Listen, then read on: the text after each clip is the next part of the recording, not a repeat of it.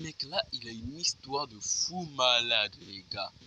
Parti d'un mec qui était remplaçant avec le Maroc et décrié pour son manque de régularité. Aujourd'hui, il porte ses couilles pour une équipe grecque pour gagner une Coupe d'Europe, les gars. La Grèce, c'est la dernière fois qu'ils ont gagné une Coupe d'Europe. Je pense que même Mondaron, il n'était pas né. C'est en 72, Panathinaikos, si je ne me trompe pas. Mais vraiment, cette histoire, vraiment, ça prouve que tout est possible. Passer d'un mec qui joue en amateur, en division marocaine, bon, en deuxième division, c'est plus trop, à maintenant un joueur qui joue en grec, en Grèce, et qui met des quadruplés, des quintuplés face à Aston Villa en championnat. Vraiment, je vais vous raconter cette histoire avec plaisir. Quand vous regardez la page Wikipédia de Ayoub El Kadi, ça se voit qu'il n'a pas vécu la belle vie parce qu'il a joué au Maroc, en deuxième division, première division. Il n'a pas su percer au Vidal, il a dû partir en Turquie et au Qatar avant de venir en Olympiakos et de nous offrir une saison banger parce que les buts qu'il va mettre, c'est de la folie, je vous montre tout de suite.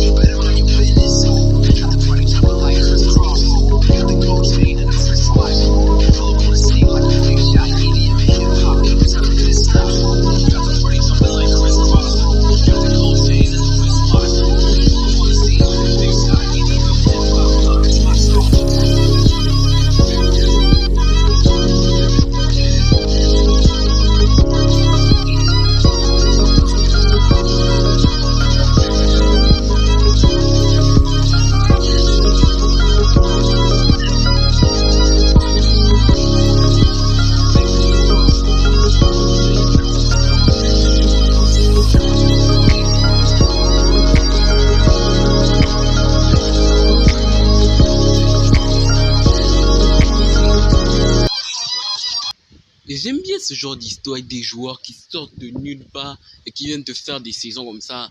Genre, vous connaissez les One Season Wonder, la Papy Cissé et tout. On sait pas d'où ils sortent, ils viennent pétard de partout. Et vraiment, ce qui est fou, c'est aussi l'évolution. Hein. L'évolution, ça n'a rien fait pour lui. Il est passé des pires terrains en Afrique aux meilleurs terrains d'Europe. Et il part comme ça, Comas, taper un quadruplé face à Aston Villa, face au gardien le plus décrié de tous les temps. Ah oui, et ce mec, il a vraiment des balls énormes. Et surtout, Théma, la gueule des buts. La gueule des buts avant versus après. Vous allez voir qu'il y a une différence énorme.